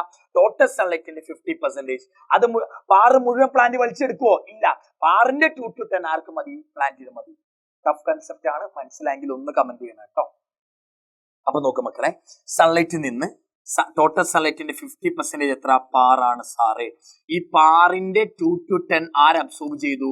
ഈ പ്ലാന്റ് അബ്സോർബ് ചെയ്തു. പ്ലാന്റ് ആണല്ലോ ഫൈറ്റോ പ്ലാന്റ്. ഫൈറ്റോ പ്ലാന്റിന് അങ്ങനെ സൺലൈറ്റിന് എത്ര കിട്ടി? പാറിൽ നിന്ന് പാറിന്റെ 2 to 10 എന്ന് പറയുമ്പോൾ ഇത്രയും വരും ഏകദേശം. എത്ര നിങ്ങൾ വിചാരിക്കും ഇത്ര ഉള്ളെന്ന് വിചാരിച്ചോ? 10,000 ജൂളാ. അപ്പൊ പ്ലാന്റിന്റെ കയ്യിൽ എത്ര ഉണ്ട്? 10,000 ജൂൾ ഉണ്ട്. ഈ 10,000 ജൂളുള്ള ഫൈറ്റോ പ്ലാന്റിനെ ആരാ കഴിക്കുക? സൂപ്ലാന്റിനെ കഴിക്കുക. അപ്പൊ എത്ര സൂപ്ലാന്റിന് കിട്ടുക അറിയാമോ? ഈ ഫൈറ്റോ പ്ലാന്റിന്റെ അല്ലേ സൂപ്ലാന്റിനെ കഴിച്ച് ഈ ഫൈറ്റോ പ്ലാന്റിന്റെ കയ്യിൽ എത്ര എനർജി ഉണ്ടോ അതിന്റെ 10% ആണ് സൂപ്ലാന്റിന് കിട്ടുക. 10,000ന്റെ 10 എത്ര വരിക? 1000 ജൂൾ. എത്ര വരിക മക്കളെ? 1000 ജൂൾ. അപ്പൊ സൂപ്ലാന്റിന്റെ എനർജി 1000 ജൂൾ. ഇതിന്റെ 10% ആണ് സ്മോൾ ഫിഷിന് കിട്ടുക. അത് എത്ര വരിക? 100 ജൂളാ വരിക മക്കളെ. ഈ 100 ജൂളിന്റെ 10% ആണ് ആർക്ക് കിട്ടുക? ലാർജ് ഫിഷിന്. അത് എത്ര വരിക? 10 ജൂളാ വരിക. 10 ജൂൾ. ഇത് 10,000, അതിന്റെ 10% ഇവന് കിട്ടും. ഇവൻ കഴിക്കുമ്പോൾ ഇവൻ കഴിക്കുമ്പോഴോ ഇവന്റെ എനർജിന്റെ 10% ഇവന് കിട്ടും. ഇവൻ കഴിക്കുമ്പോഴോ ഇവന്റെ എനർജിന്റെ 10% ഇവന് കിട്ടും. ഇനി ഇവനെ വേറെ ആൾ കഴിച്ചാലോ അതിന്റെ 10%, അതായത് 1 ജൂൾ. 0 വെട്ടി പോയാൽ മതി. ബാക്കി 90% പുറത്ത് എന്തായിട്ട് പോവാ? ഹീറ്റ് ആയിട്ട് ലോസ് ചെയ്യാണ് കേട്ടോ. 10% ഇങ്ങോട്ട് പോയി, ബാക്കി 90 ഹീറ്റ് ആയിട്ടാ പുറത്ത് പോവാ. ഇതിന്റെ പേരാണ് 10% ലോ. ഒരു ട്രോഫിക് ലെവൽ എന്ന് പറഞ്ഞാൽ അറിയാലോ, ഒരു ഫുഡ് ചെയിനിലെ ഓരോ ആൾക്കാരുടെയും പൊസിഷന്റെ പേരാ ട്രോഫിക് ലെവൽ. ട്രോഫിക് ലെവൽ എന്ന് പറഞ്ഞാൽ position of organism in food chain. അതാണ് ട്രോഫിക് ലെവൽ എന്ന് പറഞ്ഞാൽ. ഒന്നില്ല, ഒരു ഫുഡ് ചെയിൻ ഓക്കെ, എനെ ബി കഴിച്ചു, ബിനെ സി കഴിച്ചു, സിനെ ഡി കഴിച്ചു, ഡിനെ ഇ കഴിച്ചു എന്നിരിക്കട്ടെ. എങ്ങനെ ട്രോഫിക് ലെവൽ അറിയപ്പെടുത്താം? എയിലെ ആദ്യത്തെ ആള് അയാൾക്ക് T1 കൊടുക്കാം, രണ്ടാമത്തെ T2, മൂന്നാമത്തെ T3, T4 ഇങ്ങനെ കൊടുത്താൽ മതി. നേരെ T1, T2, T3 കൊടുത്താൽ ഓരോ ആൾക്കാരെ ട്രോഫിക് ലെവൽ കിട്ടി. അപ്പൊ നോക്കേ, T1 ആരാ? Phyto plant. T2 ആരാ? സൂപ്ലാന്റ്. T3 ആരാ? Small fish. T4 ആരാ? Large fish. ഒരു ട്രോഫിക് ലെവലിൽ നിന്ന് അടുത്ത ട്രോഫിക് ലെവലിലേക്ക് എത്ര പോവാ? 10% മാത്രമേ പോവുള്ളൂ. only 10% of കേട്ടോ, only 10% of total energy is transferring from one trophic level to next trophic level. നിങ്ങൾ എല്ലാവരും ഒന്ന് കമന്റ് ചെയ്യണം മക്കളെ. എന്റെ എനർജി 12,500 ജൂളാ എങ്കിൽ സിന്റെ എനർജി എത്ര വരിക? 10% നോക്കിയാൽ മതി. 0 വെട്ടി ഇവിടെ വരും, വീണ്ടും 0 വെട്ടി ഇവിടെ വരും. സിന്റെ എത്ര ഒന്ന് കമന്റ് ചെയ്യണം. എക്ക് 12,500 ആണെങ്കിൽ സിന്റെ എനർജി എത്ര? അതാണ് ചോദ്യം. ഒന്ന് എല്ലാവരും കമന്റ് ചെയ്യണം കേട്ടോ. അടുത്താണ് മക്കളെ ഫുഡ് ചെയിൻ എന്ന് പറഞ്ഞാൽ അറിയാലോ, തിന്നുന്ന ഓർഡറിൽ ആരോ മാർക്ക് ഇടുക. ഗ്രാസിനെ ഗ്രാസ് ഹോപ്പർ കഴിക്കും, ഫ്രോഗ് കഴിക്കും, സ്നേക്ക് കഴിക്കും. എങ്ങനെ ട്രോഫിക് ലെവൽ? ഇത് T1, ഇത് T2, ഇത് T3, ഇത് T4. ഇത് ഫൈറ്റോ പ്ലാന്റൻ, സൂപ്ലാന്റൻ കഴിക്കും, സൂപ്ലാന്റൻ സ്മോൾ ഫിഷ് കഴിക്കും, സ്മോൾ ഫിഷിന് ലാർജ് ഫിഷ് കഴിക്കും. എങ്ങനെ? T1, T2, T3, T4 നിരത്തി ഇട്ടാൽ മതി. ട്രീന്റെ മുകളിൽ പുഴുക്കളുണ്ട്, അതാണ് ഇൻസെക്ട്. ഇൻസെക്ടിനെ തിന്നാൻ സ്മോൾ ഫിഷ് വരും, സ്മോൾ ബേർഡ് വരും. സ്മോൾ ബേർഡിനെ തിന്നാൻ ലാർജ് ബേർഡ് വരും. T1, ഇത് T2, ഇത് T3, ഇത് T4. ഇത് ഡിഫറെന്റ് ഫുഡ് ചെയിൻ ആട്ടോ. ഞാൻ ഓരോ ആൾക്കാരും ട്രോഫിക് ലെവൽ അടയാളപ്പെടുത്തിയിട്ടുണ്ട്. ഇനി ഫുഡ് ചെയിൻ 2 ടൈപ്പ് ഉണ്ട്. ഒന്ന് ഗ്രേസിംഗ് ഫുഡ് ചെയിൻ, നമ്മൾ GFC എന്ന് വിളിക്കാം. 2 ഡെട്രിറ്റസ് ഫുഡ് ചെയിൻ, DFC എന്ന് വിളിക്കാം. ഗ്രേസിംഗ് ഫുഡ് ചെയിൻ എന്ന് പറഞ്ഞാൽ എന്താ? ഒരു ഫുഡ് ചെയിൻ തുടങ്ങുന്നത് എവിടെ നിന്നാ? പ്ലാന്റ്സിന്നാ. ഓക്കെ, ഈ ഫുഡ് ചെയിന് പ്രത്യേകത എന്താ? ഗ്രാസ് പ്ലാന്റ, ഫൈറ്റോ പ്ലാന്റ, ട്രീ പ്ലാന്റ, ഇതൊക്കെ പ്ലാന്റിൽ നല്ലേ തുടങ്ങി. പ്ലാന്റിൽ തുടങ്ങിയാൽ അതിനെ എന്താ വിളിക്കുക? ഗ്രേസിംഗ് ഫുഡ് ചെയിൻ എന്നാ വിളിക്കുക. പ്ലാന്റ്സിൽ നിന്ന് തുടങ്ങുന്നത് അല്ലെങ്കിൽ പ്രൊഡ്യൂസറിൽ നിന്ന് തുടങ്ങുന്നവരാണ് ഗ്രേസിംഗ് ഫുഡ് ചെയിൻ. എന്നാൽ ചില ഫുഡ് ചെയിൻ എവിടെ നിന്നാ തുടങ്ങുക? ഡെട്രിറ്റസ്. എന്താ ഡെട്രിറ്റസ്? ഡെഡ് ഓർഗാനിക് മാറ്റർ, ചത്ത ഭാഗങ്ങൾ, അതാ ഡെട്രിറ്റസ്. ഡെട്രിറ്റസിൽ തുടങ്ങിയാൽ ഡെട്രിറ്റസ് ഫുഡ് ചെയിന്, പ്ലാന്റിൽ നിന്ന് തുടങ്ങിയാൽ ഗ്രേസിംഗ് ഫുഡ് ചെയിന്. ഇതൊക്കെ ഗ്രേസിംഗ് ഫുഡ് ചെയിൻ ആട്ടോ. ഈ ഗ്രേസിംഗ് ഫുഡ് ചെയിൻ മോർ എവിടെ കാണാം? അക്വാട്ടിക്, വെള്ളത്തിലുള്ള എക്കോസിസ്റ്റങ്ങളിലാണ് മോർ കാണാൻ കേട്ടോ. കരയിലും കാണും, പക്ഷെ കൂടുതൽ കാണുന്നത് വെള്ളത്തിലാണ്. ഡെട്രിറ്റസ് ഫുഡ് ചെയിൻ കൂടുതൽ എവിടെ കാണാം? ടെറസ്ട്രിയൽ, കരയിലാണ് കൂടുതൽ കാണാം. കരയിൽ മാത്രം കാണുന്നല്ല, വെള്ളത്തിലും കാണുന്നുണ്ട്, പക്ഷെ കൂടുതൽ എവിടെ കാണാം? കരയിലാ കാണാം. പ്ലാന്റ്സിൽ തുടങ്ങിയാൽ GFC, ഡെട്രിറ്റസിൽ തുടങ്ങിയാൽ DFC.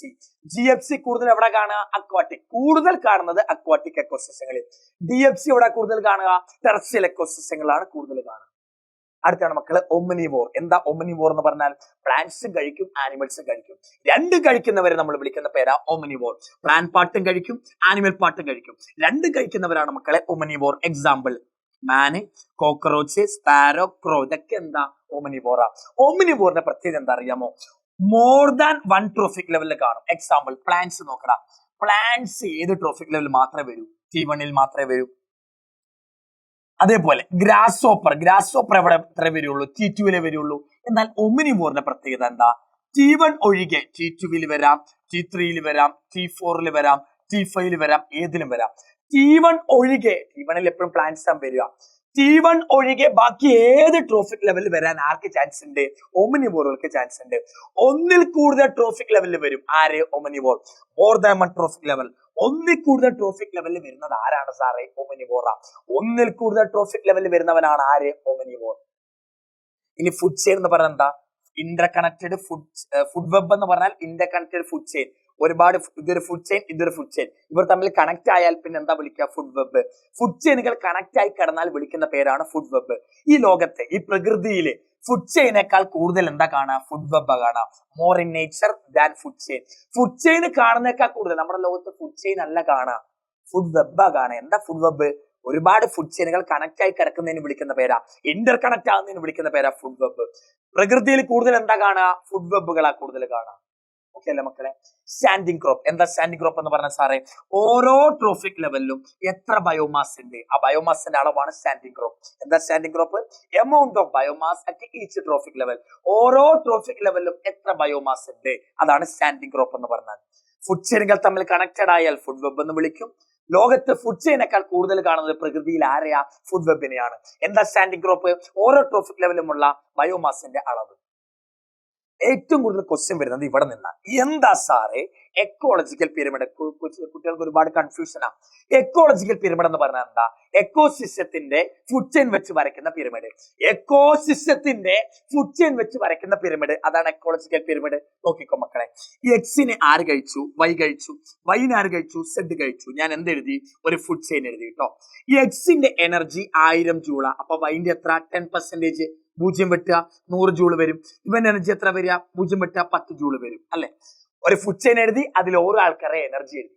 ഈ ഓരോ ആൾക്കാരെ എനർജി വെച്ച് ഞാൻ പിരമിഡ് വരയ്ക്കാൻ പോട്ടോ. പിരമിഡ് വരയ്ക്കുമ്പോൾ എപ്പോഴും താഴത്തെ ബോക്സ് വേണം ആദ്യം വരയ്ക്കാൻ. അതിലെപ്പോഴും ആദ്യത്തെ ആളെ വേണം ഇരുത്താൻ. ആദ്യത്തെ ആൾ ആരാ? എക്സ്. ഈ ബോക്സിന്റെ വാല്യൂ അവരുടെ എനർജിന് ഈക്വൽ ആയിരിക്കണം. എത്ര വരിക? 1000 ജൂള വരിക ബോക്സിന്റെ വാല്യൂ. അടുത്ത ആള് മുകളിൽ വരണം. മുകളിൽ അടുത്ത ആരാ? വൈ. അവരുടെ ബോക്സ് ചെറുത് മതി, കാരണം ഇത് 1000ന്റെ ബോക്സ് അല്ലേ. അടുത്ത ആൾക്ക് 100 ഉള്ള എനർജി. അപ്പൊ 100ന്റെ ബോക്സ് 1000ന്റെ ബോക്സിനേക്കാൾ ചെറുതായിരിക്കും. വൈന്റെ എനർജി 100 ജൂള്. അടുത്ത സെഡിന്റെ ഏറ്റവും ചെറിയ ബോക്സ് മതി, കാരണം അവർക്ക് 10 ജൂളല്ലേ ഉള്ളൂ. ഇങ്ങോട്ട് പോകുന്തോറും എനർജി കുറഞ്ഞു, അപ്പൊ മുകളിലോട്ടുള്ള ബോക്സിന്റെ സൈസും കുറഞ്ഞു. എനർജി മുകളിലോട്ട് കുറഞ്ഞു, അപ്പൊ ബോക്സിന്റെ സൈസും കുറഞ്ഞു. അപ്പൊ നോക്കാം മക്കളെ, ഈ കിട്ടുന്നതിനാണ് പിരമിഡ് എന്ന് കിട്ടുക. ഇപ്പൊ നമ്മൾ വരച്ചതിനാണ് പിരമിഡ് എന്ന് വിളിക്കുക. ഈ പിരമിഡ് ഞാൻ എങ്ങനെ വരച്ചേ? ഓരോ ആൾക്കാരെ എനർജി വെച്ചല്ലേ വരച്ചേ. എനർജി വെച്ച് വരയ്ക്കുന്ന പിരമിഡിന്റെ പേരാണ് പിരമിഡ് ഓഫ് എനർജി. എനർജി വെച്ച് വരച്ചാൽ പിരമിഡിന്റെ പേരെന്താ? Pyramid of energy. ഓരോ ആൾക്കാരുടെ നമ്പർ ആണെന്നിരിക്കട്ടെ. എക്സ് 100 എണ്ണം, വൈ 150 എണ്ണം, സെഡ് 500 എണ്ണം. ഓരോ ആൾക്കാരെ എത്ര എണ്ണം ഉണ്ട്? എക്സ് നമ്പർ വെച്ച് വരയ്ക്കുന്നത് പിരമിഡ് ഓഫ് നമ്പർ. ഇനി ഓരോ ആൾക്കാരുടെ ബയോമാസ് ആണെന്നിരിക്കട്ടെ. ബയോമാസ് എന്ന് പറഞ്ഞാൽ ലിവിംഗ് മാസ്, നമ്മുടെ ബോഡി വെയിറ്റ് എന്നാണ് ബയോമാസ്. എക്സിന്റെ ബയോമാസ് ഇത്ര, എക്സിന്റെ വെയിറ്റ് ഇത്രയും, വൈന്റെ വെയിറ്റ് ഇത്രയും, സെഡിന്റെ വെയിറ്റ് ഇത്രയും. വെയിറ്റ് എന്ന് പറയാൻ ബയോമാസ്. ഓരോ ആൾക്കാരുടെ ബയോമാസ് തന്നിരിക്കട്ടെ. ബയോമാസ് വെച്ച് വരയ്ക്കുന്ന പിരമിഡാണ് pyramid of biomass. 3 type pyramid ഉണ്ട്. പിരമിഡ് ഓഫ് എനർജി ഉണ്ട്, പിരമിഡ് ഓഫ് നമ്പർ ഉണ്ട്, പിരമിഡ് ഓഫ് ബയോമാസ് ഉണ്ട്. എനർജി വെച്ച് വരച്ചാൽ പിരമിഡ് ഓഫ് എനർജി, നമ്പർ വെച്ച് വരച്ചാൽ പിരമിഡ് ഓഫ് നമ്പർ, ബയോമാസ് വെച്ച് വരച്ചാൽ പിരമിഡ് ഓഫ് ബയോമാസ്. ഇതാണ് 3 ടൈപ്പാണ്, 3 ഷേപ്പ് അല്ല. 3 ടൈപ്പ് പിരമിഡ് ഉണ്ട്. Pyramid of energy, pyramid of number, pyramid of biomass. ഈ പേരെടുത്ത് ചോദിക്കാറുണ്ട്. എനർജിക്ക് 2 യൂണിറ്റ് ഉണ്ട്. ജൂൾ ആകാം, കിലോ കലോറി ആകാം. ജൂളും എനർജിന്റെ യൂണിറ്റാ, കിലോ കലോറി എനർജിന്റെ യൂണിറ്റാ. നമ്പറിന് യൂണിറ്റ് പറയാറില്ലല്ലോ, നമുക്ക് എണ്ണത്തിന് യൂണിറ്റ് ഇല്ലല്ലോ. ബയോമാസിന്റെ യൂണിറ്റ് ആണ് kilogram per metre square. Kilogram per metre square കണ്ടാൽ അത് പിരമിഡ് ഓഫ് ബയോമാസാ. ജൂൾ എന്നോ കിലോ കലോറി എന്ന് കണ്ടാലോ അത് പിരമിഡ് ഓഫ് എനർജിയാ. ഒരു യൂണിറ്റും പിരമിഡിൽ കണ്ടില്ലെങ്കിൽ അത് പിരമിഡ് ഓഫ് നമ്പറാ. ഇതാണ് 3 ഷേപ്പ്. 3 ഷേപ്പ് അല്ല മക്കളെ, ഇത് 3 ടൈപ്പാണ്. ഇതെന്താ? 3 ടൈപ്പ് പിരമിഡാ. ഇതാണ് ഷേപ്പ്. ഷേപ്പ് 3 എണ്ണം ഇല്ല, ഷേപ്പ് 2 എണ്ണേ ഉള്ളൂ. ഒന്നേതാ? മുകളിലേക്ക് പോകുന്തോറും ബോക്സിന്റെ സൈസ് കുറയും. ബോക്സിന്റെ സൈസ് കുറഞ്ഞാൽ അപ്രൈറ്റ് ഷേപ്പ്. എന്നാൽ മുകളിലേക്ക് പോകുന്തോറുമോ ബോക്സിന്റെ സൈസ് കൂടും. സൈസ് കൂടിയാൽ inverted shape. 2 shape, upright, inverted. 3 type pyramid of energy, biomass, number. Okay, നിങ്ങൾ ഓർക്കേണ്ട എന്താ അറിയുക? ഇതാണ് നിങ്ങൾ പഠിക്കേണ്ടത്. ഏത് എക്കോസിസ്റ്റത്തിന്റെ ഫുഡ് ചെയിൻ എടുത്ത് പിരമിഡ് ഓഫ് എനർജി വരച്ചാലും, കേട്ടോ, ഏത് എക്കോസിസ്റ്റത്തിന്റെ ഫുഡ് ചെയിൻ എടുത്ത് പിരമിഡ് ഓഫ് എനർജി വരച്ചാലും ഏത് ഷേപ്പാ കിട്ടുക? ഇങ്ങനെ അപ്രൈറ്റ് ഷേപ്പാ കിട്ടുക. ഏതാ? അപ്രൈറ്റാ. എന്നാ പിരമിഡ് ഓഫ് നമ്പറോ? ചില എക്കോസിസ്റ്റങ്ങളുടെ വരച്ചാൽ അപ്രൈറ്റ് കിട്ടും, ചിലരുടെ ഇൻവെർട്ടഡ് കിട്ടും. ഇൻവെർട്ടഡ് എവിടെ കിട്ടുക? ഫോറസ്റ്റിലാ. ഇതാണ് മെയിൻ സാധനം. ഏത് എക്കോസിസ്റ്റങ്ങളുടെ പിരമിഡ് ഓഫ് എനർജി വരച്ചാലും അപ്രൈറ്റാ. കാരണം എന്താ അറിയാം മക്കളെ? Due to 10% law. 10% ലോ കാരണം എനർജി കുറഞ്ഞു പോകും. അപ്പൊ ബോക്സിന്റെ സൈസും മേലോട്ട് കുറഞ്ഞു പോകും. അപ്പൊ അപ്രൈറ്റ് ഷേപ്പ് കിട്ടും. പിരമിഡ് ഓഫ് നമ്പറോ ചില എക്കോസിസ്റ്റങ്ങൾ അപ്രൈറ്റ്, ചിലയിടത്ത് ഇൻവെർട്ടഡ്. ഏത് എക്കോസിസ്റ്റങ്ങളെ ഇൻവെർട്ടഡ് കിട്ടുക? ഫോറസ്റ്റ്. പിരമിഡ് ഓഫ് ബയോമാസോ ചിലയിടത്ത് അപ്രൈറ്റ്, ചിലയിടത്ത് ഇൻവെർട്ടഡ്. ഏത് എക്കോസിസ്റ്റങ്ങളെ ഇൻവെർട്ടഡ് ആകാം? അക്വാട്ടിക്. പിരമിഡ് ഓഫ് എനർജി എപ്പോഴും അപ്രൈറ്റ്. പിരമിഡ് ഓഫ് നമ്പർ അപ്രൈറ്റും ഇൻവെർട്ടഡും ആകാം. ഇൻവെർട്ടഡ് എവിടെ? ഫോറസ്റ്റില്. പിരമിഡ് ഓഫ് ബയോമാസോ അപ്രൈറ്റും ഇൻവെർട്ടഡും ആകാം. ഇൻവെർട്ടഡ് എവിടെ? അക്വാട്ടിക്. ക്വസ്റ്റ്യൻ ഇങ്ങനെ വരിക, ഇത് ഏത് പിരമിഡാണ്? A B C. അപ്രൈറ്റ് ആണ്. അപ്രൈറ്റ് ആണ്. മുകളിലോട്ട് സൈസ് കൂടാ. അതിനടുത്തുള്ള സംഖ്യ നോക്ക്. 100 joule, 10 joule, 1 joule. Joule 10% joule എന്നുണ്ടല്ലോ. ജൂൾ എന്നുണ്ടെങ്കിൽ അത് എന്തായിരിക്കും? പിരമിഡ് ഓഫ് എനർജി ആയിരിക്കും. എടാ, ഈ പിരമിഡിനടുത്തുള്ള സംഖ്യന്റെ യൂണിറ്റ് നോക്കിയാൽ മതി. യൂണിറ്റ് വെച്ചാൽ നമ്മൾ ഏത് ടൈപ്പാന്ന് മനസ്സിലാക്കാം. ഇതേത് മക്കളെ പറ? 11, 19, 24. ഈ സംഖ്യകൾക്കൊന്നും യൂണിറ്റ് ഇല്ല. യൂണിറ്റ് ഇല്ലെങ്കിൽ അതേതാ? പിരമിഡ് ഓഫ് നമ്പറാ. ഇതേത് ഷേപ്പാ വരിക? മുകളിലോട്ട് സൈസ് കൂടുകയല്ലേ. അപ്പൊ ഏത് ഷേപ്പാ? ഇൻവേർട്ടഡാ. പിരമിഡ് ഓഫ് നമ്പർ ആണെന്ന് മനസ്സിലായി. എങ്ങനെ മനസ്സിലായേ? ഈ നമ്പറുകൾക്കൊന്നും യൂണിറ്റ് ഇല്ല. ഏത് ഷേപ്പാ? ഇൻവേർട്ടഡാ. പിരമിഡ് ഓഫ് നമ്പർ ഇൻവേർട്ടഡ് ആകുന്നത് ഏത് എക്കോസിസ്റ്റത്തിലാ? Forest ecosystem. അപ്പൊ ഇത് ഏത് എക്കോസിസ്റ്റത്തിന്റെ പിരമിഡാ? ഫോറസ്റ്റിന്റെയാ. അതെങ്ങനെ മനസ്സിലായി? പിരമിഡ് ഓഫ് നമ്പറുമാണ്, ഇൻവേർട്ടഡുമാ. പിരമിഡ് ഓഫ് നമ്പർ ഇൻവേർട്ടഡ് കിട്ടുന്ന എവിടാ? ഫോറസ്റ്റിലാ. ഇനി ഇത് ഏത് പിരമിഡാ? ഇവിടുത്തെ സംഖ്യകൾക്ക് എന്താ? കിലോഗ്രാം പെർ മീറ്റർ സ്ക്വയർ എന്നുണ്ട്. കിലോഗ്രാം പെർ മീറ്റർ സ്ക്വയർ ആരെ യൂണിറ്റാ? Kilogram per metre square pyramid of ബയോമാസിന്റെ യൂണിറ്റാ. ഏത് ഷേപ്പാ? മുകളിലോട്ട് കൂടുക ചെയ്യുക. അപ്പൊ ഏത് ഷേപ്പാ? ഇൻവേർട്ടഡ് ഷേപ്പാ. പിരമിഡ് ഓഫ് ബയോമാസ് എന്ന് മനസ്സിലായി, ഇൻവേർട്ടഡ് ഷേപ്പും എന്ന് മനസ്സിലായി. അപ്പൊ ഏത് എക്കോസിസ്റ്റത്തിന്റെ ഇങ്ങനെ വരിക? പിരമിഡ് ഓഫ് ബയോമാസും ഇൻവേർട്ടഡും ആകണമെങ്കിൽ അത് ഏത് എക്കോസിസ്റ്റം മക്കളെ? അക്വാട്ടിക് എക്കോസിസ്റ്റമാണ്. വേഗം പറഞ്ഞിട്ടോ, നമ്മുടെ വൺ ഷോട്ട് ആണല്ലോ, വേഗം പറയണമല്ലോ. എക്സാമ്പിൾ കണ്ടോ, ഒറ്റയടിക്ക് ഞാൻ പ്രോബ്ലംസ് ഒന്ന് എങ്ങനെ വരിക എന്ന് മനസ്സിലായല്ലോ. നമ്പറിന്റെ അടുത്തുള്ള യൂണിറ്റ് നോക്കുക. ജൂൾ എന്നുണ്ടെങ്കിൽ എനർജി, ഒരു യൂണിറ്റും ഇല്ലാത്ത നമ്പർ ആണെങ്കിൽ number, kilogram per metre square എന്നുണ്ടെങ്കിൽ biomass. Pyramid of number inverted കിട്ടിയാൽ forest, pyramid of biomass inverted കിട്ടിയാൽ അക്വാട്ടിക്. ബാക്കിയെല്ലാം എനർജി എപ്പോഴും അപ്രൈറ്റാ, 10% ലോകാണ്. ഈ പിരമിഡുകളുടെ പോരായ്മ എന്താ അറിയാമോ? പിരമിഡ് വരയ്ക്കാൻ നേരം നമ്മൾ ആരെ ഉൾപ്പെടുത്താറില്ല? Decomposers, bacteria, fungus, earthworm. അതാണല്ലോ ഡീകമ്പോസിസ്. ഡീകമ്പോസിസിനെ പിരമിഡിൽ ഉൾപ്പെടുത്താറില്ല. Not considered decomposers. Not considered omnivore. Omnivore എന്ന് പറഞ്ഞാൽ എന്താ? വെജ് നോൺ വെജ് കഴിക്കുന്നവരാ. അവരുടെ മെയിൻ പോയിന്റ് അതല്ല. അവർക്ക് ഒന്നിൽ കൂടുതൽ ട്രോഫിക് ലെവലിൽ ഇരിക്കാൻ പറ്റും. ഒന്നിൽ കൂടുതൽ ട്രോഫിക് ലെവലിൽ ഇരിക്കുന്നവരാരാ? ഒമിനിവോറുകളാ. ഒമിനിവോറുകളെ നമ്മൾ പിരമിഡ് വരയ്ക്കാൻ നേരം ഉൾപ്പെടുത്താറില്ല. ഡീകമ്പോസിസിനെ പിരമിഡിൽ ഉൾപ്പെടുത്താറില്ല. ഒമിനിവോറുകളെയും പിരമിഡിൽ ഉൾപ്പെടുത്താറില്ല. അടുത്തെന്താ? Not accommodated food web. Food വെബിനെ പരിഗണിച്ചില്ല. ലോകത്ത് കൂടുതൽ കാണുന്നത് ഫുഡ് ചെയിൻ അല്ല, ലോകത്ത് ഏറ്റവും കൂടുതൽ കാണുന്ന ഫുഡ് വെബാ. ലോകത്ത് ഏറ്റവും കൂടുതൽ കാണുന്ന ഫുഡ് വെബ് ആയിട്ടും നമ്മൾ അവരെ വരയ്ക്കാൻ ഉപയോഗിച്ചിട്ടില്ല. പിരമിഡ് വരയ്ക്കാൻ നമ്മൾ ഫുഡ് വെബിനെ പരിഗണിച്ചില്ല. കണ്ടോ, നമ്മൾ നോക്ക്, ഈ ഫുഡ് ചെയിൻ വെച്ചല്ലേ നമ്മൾ ഈ പിരമിഡ് വരച്ചേ. ഫുഡ് ചെയിൻ വെച്ചിട്ടാ പിരമിഡ് വരയ്ക്കില്ലേ. പക്ഷെ ഫുഡ് ചെയിനേക്കാൾ ലോകത്ത് കാണുന്നത് ആരാ? ഫുഡ് വെബിനെയാ. ലോകത്ത് ഏറ്റവും കൂടുതൽ കാണുന്ന ഒന്നിനെ പരിഗണിച്ചില്ല. ലോകത്ത് ഏറ്റവും കൂടുതൽ കാണാത്ത ഒന്നിനെയാണ് പരിഗണിച്ചത്. ഫുഡ് ചെയിനെയാണ് പരിഗണിച്ചത്. ഫുഡ് വെബാണ് ലോകത്ത് കൂടുതൽ കാണുന്നത്. അതിനെ പിരമിഡിൽ വരയ്ക്കാനായിട്ട് ഉപയോഗിച്ചിട്ടില്ല. അപ്പൊ എന്താ? ഡീകമ്പോസിസിനെ ഉൾപ്പെടുത്തിയിട്ടില്ല, ഒമിനിവോറുകളെ ഉൾപ്പെടുത്തിയിട്ടില്ല, പിന്നെന്താ? ഫുഡ് വെബിനെയും ഉൾപ്പെടുത്തിയിട്ടില്ല. ഇത്രയാണ് മക്കളെ ഏത് നമ്മുടെ എക്കോസിസ്റ്റം എന്ന് പറഞ്ഞ ചാപ്റ്റർ. ഞാൻ വേഗം പറഞ്ഞിട്ടുണ്ട്. വേഗം ഒന്ന് കിട്ടിക്കൊട്ടണം കരുതിയിട്ട് എത്രയൊക്കെ മനസ്സിലായെന്ന് എനിക്ക് അറിയില്ല. എല്ലാം മനസ്സിലായെന്ന് പ്രതീക്ഷിക്കുന്നു. എന്തെങ്കിലും ഡൗട്ടുകൾ ഉണ്ടെങ്കിൽ കമന്റ് ബോക്സിൽ പറയാം. സമയമെടുത്തു മക്കളെ, പഠിച്ചേക്കണേടാ. കുറെ എഫേർട്ട് ഇട്ട് ഉറക്കം മുളഞ്ഞ് ഡ്യൂട്ടിക്കിടയിലും ഒക്കെ വന്നിട്ടാണ് ക്ലാസ് എടുക്കുന്നത്. പഠിക്കണം പഠിക്കണം പഠിക്കണം. മാർക്ക് വാങ്ങിച്ചിട്ട് മെസ്സേജ് ഒക്കെ അയച്ച് പറയണം. എവിടെങ്കിലൊക്കെ വെച്ച് കാണുമ്പോൾ ഞാൻ ജാടയായിരിക്കും, കാരണം ഞാൻ അധ്യാപകനാ. എനിക്ക് 2 ചായ വാങ്ങിച്ചു തരണം. ഞാനും ഭാര്യയും മക്കളൊക്കെ കാണും. എന്നാൽ നിങ്ങളൊക്കെ ചായ വാങ്ങിച്ചു തരണം കേട്ടോ. കുറച്ചു കാലം കൂടെ ഉള്ളു പ്ലസ് 2 ലൈഫ് എന്നൊക്കെ അറിയാം. എന്നാലും അടിച്ചുപൊളിന്റെ പാതയൊക്കെ കഴിഞ്ഞല്ലോ. ഇനി പഠനത്തിന്റെ പാതയില്ല. നല്ല മാർക്ക് വാങ്ങിക്കുക, നല്ല നിലയിലെത്തുക എന്ന് ഞങ്ങൾ ഓർക്കാൻ ശ്രമിക്കുക. ഓക്കെ, എന്റെ പഞ്ചാര മുഞ്ചാരകളെ, മൊഞ്ചന്മാരെ, മൊഞ്ചത്തികളെ, ഇനി ഒരു ഇതേപോലെ എക്കോസിസ്റ്റത്തിന്റെ ഒരു വൺ ഷോട്ട് ഒന്നും എനിക്ക് ആവശ്യമില്ല എന്നറിയാം, ഇനി കാണില്ല എന്നറിയാം. എങ്കിലും നിങ്ങളെ പഠിപ്പിച്ച ഒരുപാട് നാളുകൾ നല്ലതാണെന്ന് കരുതുന്നു ഞാൻ. കാരണം ആർക്കെങ്കിലും ഒക്കെ എന്തെങ്കിലുമൊക്കെ പുതുതായിട്ട് കിട്ടിയിട്ടുണ്ടെങ്കിൽ അത് വലിയൊരു കാര്യമായിട്ട് ഞാൻ കരുതുന്നു. പഠിക്കുക പഠിക്കുക പഠിക്കുക. ഓക്കെ.